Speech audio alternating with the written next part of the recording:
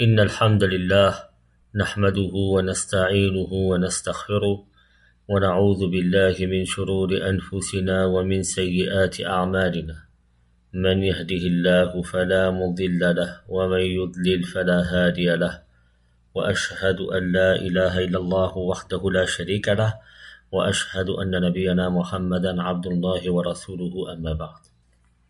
Après avoir évoqué l'errance des enfants d'Israël et les différents bienfaits qu'Allah leur a octroyés, nous allons évoquer, Inch'Allah, tabaraka wa ta'ala, l'épisode où Moussa, alayhi salatu wa salam, demande à voir Allah, jalla jalalu, notamment à travers ces versets coraniques. قال الله تبارك وتعالى وواعدنا موسى 30 ليلة وأتممناها ب10 فتم ميقات ربه 40 ليلة وقال موسى لأخيه هارون اخلفني في قومي وأصلح ولا تتبع سبيل المفسدين ولما جاء موسى لميقاتنا وكلمه ربه قال رب أرني أنظر إليك قال لن تراني ولكن انظر إلى الجبل فإن استقر مكانه فسوف تراني فلما تجلى ربه للجبل جعله دكا وخر موسى صعقا فلما أفاق قال سبحانك تبت إليك وأنا أول المؤمنين قال يا موسى إني اصطفيتك على الناس برسالاتي وبكلامي فخذ ما آتيتك وكن من الشاكرين وكتبنا له في الأرواح من كل شيء موعظة وتفصيلا لكل شيء فخذها بقوة وأمر قومك يأخذوا بأحسنها سأريكم دار الفاسقين فأصرف عن آياتي الذين يتكبرون في الأرض بغير الحق وإن يروا كل آية لا يؤمنوا بها وإن يروا سبيل الرشد لا يتخذوه سبيلا وإن يروا سبيل الغي يتخذوه سبيلا ذلك بأنهم كذبوا بآياتنا وكانوا عنها غافلين والذين كذبوا بآياتنا ولقاء الآخرة حبطت أعمالهم هل يجزون إلا ما كانوا يعملون. Allah tabaraka wa ta'ala dit dans le sens des versets, et nous donnâmes à Moussa rendez-vous pendant 30 nuits, et nous les complétâmes par 10, de sorte que le temps fixé par son Seigneur se termina au bout de 40 nuits. Et Moussa dit à Haroun, son frère, remplace-moi auprès de mon peuple et agis en bien, et ne suis pas le sentier des corrupteurs. Et lorsque Moussa vint à notre rendez-vous et que son Seigneur lui eut parlé, il dit, ô mon Seigneur, montre-toi à moi que je te vois. Il dit, tu ne me verras pas, mais regarde le mont. S'il tient sa place, alors tu me verras. Mais lorsque son Seigneur se manifesta au mont, il le pulvérisa et Moussa s'effondra foudroyé. Lorsqu'il se fut remis, il dit, gloire et pureté à toi je me repens et je suis le premier des croyants. Et Allah dit, ô Moussa, je t'ai préféré à tous les hommes par mes messages et ma parole. Prends donc ce que je te donne et sois du nombre des reconnaissants. Et nous écrivîmes pour lui sur les tablettes une exhortation concernant toutes choses, et un exposé détaillé de toutes choses. Prends-les donc fermement et commande à ton peuple d'en adopter le meilleur.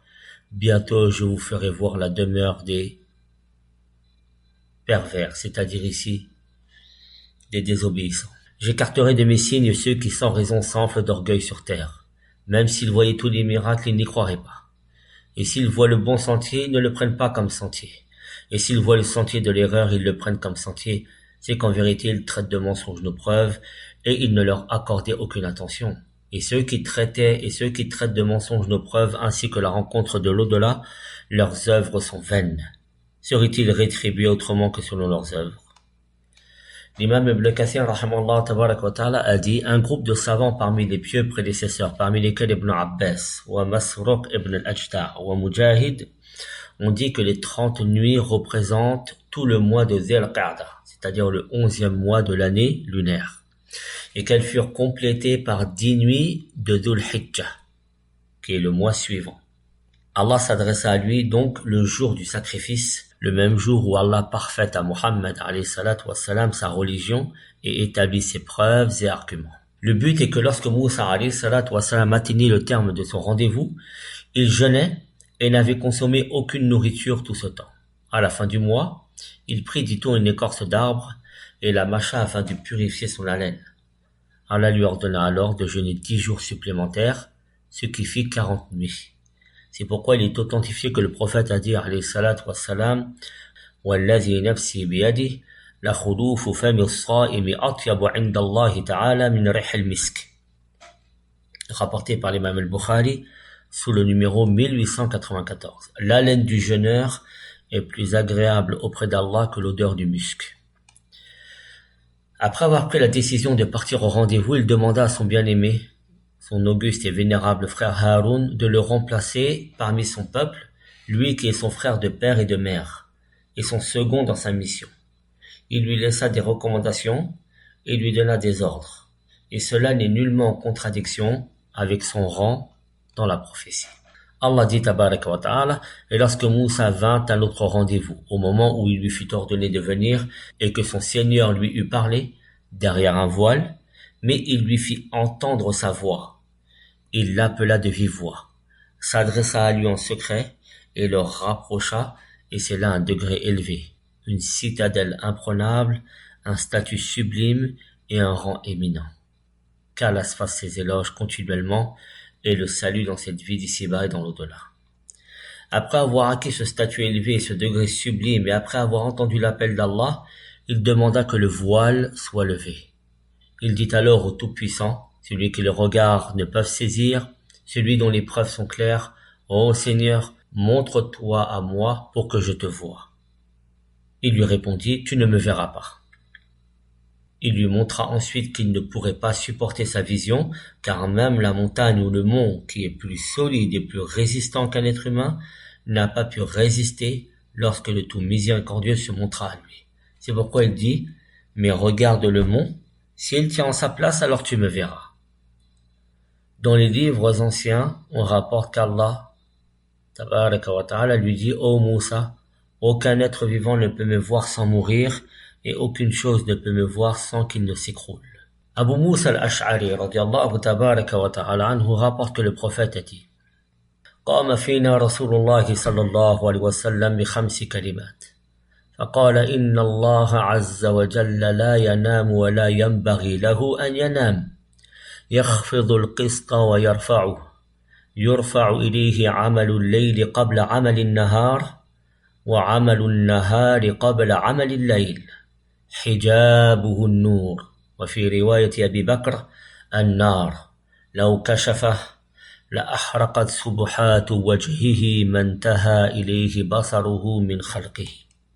Allahu Akbar. Ce qui nous importe ici dans ce hadith est la parole du prophète sallallahu alayhi wa sallam. Son voile est fait de lumière et dans une autre version de feu. S'il le levait, les lumières de son visage brûleraient tout ce qu'embrasserait son regard. Subhanahu wa ta'ala. L'imam al-Shawkani, rahimahullah tabaraka wa ta'ala, a dit, concernant la parole d'Allah, « Ô Seigneur, montre-toi à moi pour que je te voie. » Il lui demanda de le voir car il désirait ardemment cela lorsqu'il entendit sa parole. La question de Moussa et sa demande concernant la vision nous prouve que cela est permis en général, même si elle fut impossible lorsque Moussa la demanda. La réponse « Tu ne me verras point » nous montre qu'il ne le verra pas en ce moment-là dans lequel il formula cette requête, ou bien il ne le verra pas tant que la personne est vivante dans cette vie d'ici-bas. Quant au fait de le voir dans l'au-delà, cela a été établi et prouvé par des narrations rapportées de manière notoire, non ignorée, de tous ceux qui connaissent la sunna purifiée. La polémique et le débat sur des sujets périphériques n'est d'aucune utilité. La voie droite est claire et limpide. Mais celui qui a grandi sur une croyance qu'il a héritée de ses pères, ou des gens de sa contrée, sans prêter attention à ce qui est demandé aux serviteurs tiré de cette législation purifiée, le poussera dans ce sectarisme et cet aveuglement. Et même si sa vue est saine, sa clairvoyance quant à elle sera aveuglée et ses oreilles seront imperméables à la vérité. Il repoussera la vérité tout en pensant repousser le faux, et il croira que ce sur quoi il a grandi est la vérité. Cela, par insouciance et ignorance de ce qu'Allah lui a imposé en termes de raisonnement sain, d'acquisition des points de la religion tirés du livre et de la sunna, et de la soumission à ses règles. Fin de citation. Ibn Abbas radiallahu anhu a expliqué la parole d'Allah, les regards ne peuvent le cerner. Il a dit, il s'agit de sa lumière. S'il se manifeste à quelque chose, rien ne lui résiste. C'est pourquoi Allah Jalla Jalalu a dit, mais lorsque son Seigneur se manifesta au mont, il le pulvérisa et Moussa s'effondra, foudroyé. Lorsqu'il se réveilla, il dit gloire à toi je me repens, ou vers toi je me repens, et je suis le premier des croyants. Mujahid a dit à propos de la parole d'Allah, mais regarde le mont, s'il tient en sa place, alors tu me verras. Le mont est plus solide et plus résistant que toi, mais lorsque son Seigneur se manifesta au mont, il ne résista pas à ce qui arriva à la montagne, qui fut entièrement pulvérisée, et il en tomba foudroyé. Alayhi salam. Je reprends ici la parole de l'imam Ibn Kathir. Nous avons rappelé dans le tafsir, d'après ce qu'a rapporté Ahmed et l'imam Tirmizi, et authentifié par Ibn Jarir, d'après Anas ibn Malik radiallahu anhu, le messager d'Allah sallallahu alayhi wa sallam récita, mais lorsque son Seigneur se manifesta au mont, il le pulvérisa. Il dit de cette manière. Sulayman, qui est Sulayman ibn Harb, un des transmetteurs de ce hadith, a dit ou a reproduit le geste de Hammad ibn Salama, de qui il a rapporté le hadith, en mettant le pouce sur le bout de son petit doigt. Et la montagne s'effondra. قال الإمام الترمذي رحمه الله تبارك وتعالى بالسند المتصل للنبي عليه الصلاة والسلام أخبرنا سليمان بن حرب قال حدثنا حماد بن سلمة عن ثابت عن أنس رضي الله عنه أن النبي صلى الله عليه وسلم قرأ هذه الآية فلما تجلى ربه للجبل جعله دكا قال حماد هكذا وأمسك سليمان بطرف إبهامه على أنملة إصبعه اليمنى قال فساخ الجبل وخر موسى صعقا. Lorsqu'il se réveilla, il dit gloire à toi, par sanctification, glorification et d'exaltation, montrant qu'aucune créature n'est en mesure de voir Allah dans sa toute-puissance. À toi je me repens, c'est-à-dire que je ne demanderai plus à te voir, et je suis le premier des croyants, c'est-à-dire le premier à croire qu'aucun être vivant ne te verra sans mourir et qu'aucune chose ne te verra sans être pulvérisée. Bien sûr, ceci est l'explication d'Ibn Kathir. D'autres savants ont expliqué le verset en disant « Je suis le premier des croyants parmi les enfants d'Israël à reconnaître ta grandeur et ton omnipotence. » Il y a eu d'autres explications de ce verset qui ne se contredisent pas les unes les autres. Abu Sa'id al-Khudri rapporte dans le récit du Ansari qui gifla un juif pour avoir dit « Par celui qui a élu Moussa parmi les hommes » que le messager d'Allah sallallahu alayhi wa sallam a dit « Ne me préférez pas aux autres prophètes » et il dit « Ne me préférez pas à Moussa, car les gens seront foudroyés au jour de la résurrection. Je serai le premier pour qui la terre se fendra et je trouverai Moussa tenant une des assises du trône. Ainsi, je ne saurai pas s'il s'est levé avant moi ou s'il en a été préservé en raison du foudroiement qu'il vécut sur le mont. » Al-Hadith عن أبي سعيد الخدري رضي الله عنه قال بينما رسول الله عليه الصلاة والسلام جالس جاء يهودي فقال يا أبا القاسم ضرب وجهي رجل من أصحابك فقال من؟ قال رجل من الأنصار قال أدعوه فقال أضربته؟ قال سمعته بالسوق يحلف والذي اصطفى موسى على البشر قلت أي خبيث على محمد عليه الصلاة والسلام فأخذتني غضبة ضربت وجهه فقال النبي صلى الله عليه وسلم لا تخيروا بين الأنبياء فإن الناس يصعقون يوم القيامة فأكون أول من تنشق عنه الأرض فإذا أنا بموسى آخذ بقائمة من قوائم العرش فلا أدري أكان في من صعق أم حوسب بصعقة الأولى. Voilà le hadith dans son entièreté. D'après Abi Sa'id al-Khudri radiyallahu anhu, alors que le prophète alayhi wa sallam était assis, un juif vint le voir et lui dit « Oh Abul Qasim, un de tes compagnons m'a frappé au visage. » Le prophète de répondre « Qui est-ce » Et le juif de répondre « C'est un homme des Ansar. » Le prophète a dit « Amenez-le, convoquez-le. » Puis le prophète s'adressa à cet Ansari en lui disant « L'as-tu frappé ?» Il a dit « Je l'ai entendu dans le marché jurer par celui qui a choisi Moussa sur l'ensemble des hommes. Puis j'ai dit, ô khabith, c'est-à-dire, ô mauvaise personne, est-il meilleur que Mohammed, alayhi salatu wassalam, ou Allah l'a-t-il préféré sur Mohammed? Alors, une colère m'a prise, et je l'ai frappé au visage.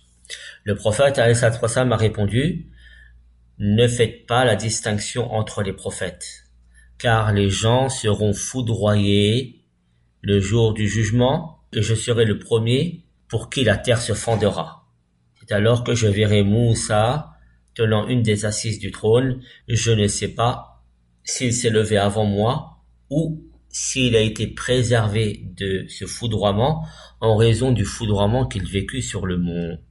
Et cela est à comprendre dans le sens de la modestie et de l'humilité du prophète alayhi salatu wassalam, ainsi que de l'interdiction de préférer un prophète à un autre par colère ou sectarisme.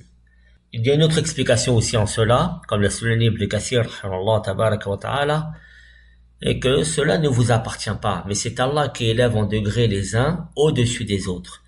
Et cela ne peut être connu par la réflexion, mais uniquement par la révélation et les textes. Quant à ceux qui disent que le prophète alayhi salatu wassalam avait dit cela avant d'apprendre qu'il était meilleur que les autres, cela est contestable. Car le hadith est rapporté par Abi Sa'id al-Khudri et Abi Hurayrata radiyallahu anhuma, qui n'ont émigré que tardivement après la bataille de Hunayn. Donc il est peu probable qu'il ne l'ait su qu'après cela. Et Allah est plus savant. Et nous doute que le prophète alayhi salatu wassalam est le meilleur des hommes et des créatures. Allah dit tabaraka wa ta'ala, kuntum khayra ummatin ukhrijat linnas. Vous êtes la meilleure communauté qu'on ait fait surgir pour les hommes. Sourate numéro 3, le verset 110. Et ils l'ont atteint ce rang qu'en raison de l'honneur et du mérite de leur prophète. Et il est rapporté authentiquement de manière notoire que le prophète a dit alayhi salatu wassalam, Ana sayyidun nasi yawm al-qiyamah. Je suis le maître des fils d'Adam au jour de la résurrection. Comme rapporté par l'imam al-Bukhari dans son Sahih, sous le numéro 4712. Puis il mentionna la position de gloire qui sera la sienne et que les premiers et les derniers convoiteront, mais qui échappera aux prophètes et messagers, même aux prophètes doués de résolution comme Nuh, Ibrahim, Moussa et Isa ibn Maryam. Lorsque le prophète a dit alayhi salatu wassalam, je serai le premier à me lever et je trouverai Moussa au pied du trône. Ainsi, je ne saurai pas s'il s'est levé avant moi ou s'il en a été préservé en raison du foudroiement qu'il vécut sur le mont. Cela est une preuve du foudroiement qui saisira les créatures lors du rassemblement au jour de la résurrection, lorsque le Seigneur se manifestera à eux pour juger entre ses serviteurs et qu'ils tomberont foudroyés devant sa prestance, son immensité et sa majesté. Le premier à se relever sera Mohammed alayhi salatu wassalam, le sceau des prophètes et l'élu du Seigneur des cieux et de la terre parmi l'ensemble des prophètes. Et il trouvera à ce moment-là Moussa au pied du trône. Et le véridique a dit, je ne sais pas s'il s'est levé avant moi, car son foudroiement aura été plus léger, puisqu'il avait déjà subi un foudroiement sur terre, ou s'il en a été préservé en raison du foudroiement qu'il vécut sur le mont, et ainsi qu'il n'ait pas été foudroyé du tout. C'est là un honneur immense accordé à Moussa alayhi salatu wassalam, mais cela ne signifie pas qu'il soit totalement meilleur que Mohammed alayhi salatu wassalam. C'est pourquoi le prophète alayhi salatu wassalam indiqua l'honneur et le rang qui est le sien de cette manière. Ceci, car lorsque le musulman gifla le juif, lorsqu'il lui dit par celui qui a élu Moussa parmi les hommes, cela a pu faire ressentir aux gens présents qu'on lésait Moussa. Et c'est pourquoi le prophète rappela son rang et son honneur. Allah dit tabaraka wa ta'ala, ô Moussa, je t'ai choisi parmi les hommes pour recevoir mes messages et entendre ma parole. C'est-à-dire à cette époque, pas avant, car Ibrahim est meilleur que lui, comme nous l'avons rappelé dans son récit, et pas après non plus, car Mohammed alayhi salatu wassalam est meilleur que eux deux, comme cela est apparu lors du voyage nocturne ou à travers la parole du prophète alayhi salatu wassalam, فقلت اللهم اغفر لأمتي اللهم اغفر لأمتي وأخرت الثالثة ليوم يرغب إلي الخلق كلهم حتى إبراهيم صلى الله عليه وسلم. Hadith rapporté par l'imam Muslim sous le numéro 820. Je dirai, ô Seigneur, pardonne à ma communauté, ô Seigneur, pardonne à ma communauté. J'ai réservé la troisième, c'est-à-dire la troisième requête ou la troisième invocation ou la troisième demande pour un jour où j'occuperai un rang que convoiteront toutes les créatures, même Ibrahim. Ce hadith nous prouve de manière claire que le prophète Mohammed a un rang plus élevé que celui d'Ibrahim et celui de Moussa et celui de tous les prophètes. Puis Allah, tabaraka wa ta'ala, dit: prends donc ce que je te donne et sois du nombre des reconnaissants. Autrement dit, prends du message et des paroles que je te donne sans en demander plus et sois reconnaissant pour cela. Allah dit tabaraka wa ta'ala, et nous écrivîmes pour lui sur les tablettes une exhortation concernant toutes choses et un exposé détaillé de toutes choses. Il a été dit, et je mets bien ici en valeur la forme conditionnelle, que ces tablettes étaient faites de pierres précieuses. Et on rapporte qu'Allah écrivit la Torah de sa propre main, comme rapporté dans le hadith du prophète dans le Sunan d'Abi Daoud sur le numéro 4701.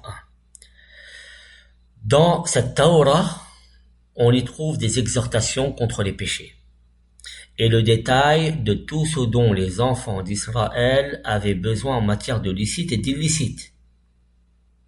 Allah dit à Moussa: veille à les appliquer strictement avec une volonté et une intention ferme et sincère, et ordonne à ton peuple d'en appliquer les prescriptions les meilleures, c'est-à-dire de les appliquer de la meilleure façon. Bientôt, je vous ferai voir la demeure réservée aux pervers, c'est-à-dire aux désobéissants. C'est-à-dire que vous verrez la fin réservée à ceux qui s'écartent de mon obéissance, s'opposent à mon ordre et renient mes messagers. J'écarterai de mes signes, c'est-à-dire de leur compréhension, de leur méditation, de la conception des significations voulues et ce qu'elles impliquent, ceux qui sans raison s'enflent d'orgueil sur terre, même s'ils voyaient tous les miracles, ils n'y croiraient pas. Quoi qu'ils puissent voir comme prodiges et miracles, ils ne les suivent pas. Et s'ils voient le bon sentier, ils ne l'empruntent pas. Et s'ils voient le sentier de l'égarement, ils l'empruntent. C'est qu'en vérité, ils traitent de mensonges nos preuves et ils ne leur accordaient aucune attention. Nous les en avons détournés en raison de leur rejet de nos signes, leur insouciance, leur refus de les accepter, d'en méditer leur signification et le délaissement de la mise en pratique de ce qu'ils impliquent. Et ceux qui traitent de mensonges nos preuves ainsi que la rencontre de l'au-delà, leurs œuvres sont vaines. Seraient-ils rétribués autrement que selon leurs œuvres? Allahul Musta'an. نسأل الله تبارك وتعالى أن يوفقنا لما يحبه ويرضاه ونسأله جل وعلا الهدى والتقى والعفاف والغنى وسبحانك اللهم وبحمدك أشهد أن لا إله إلا أنت أستغفرك وأتوب إليك السلام عليكم ورحمة الله وبركاته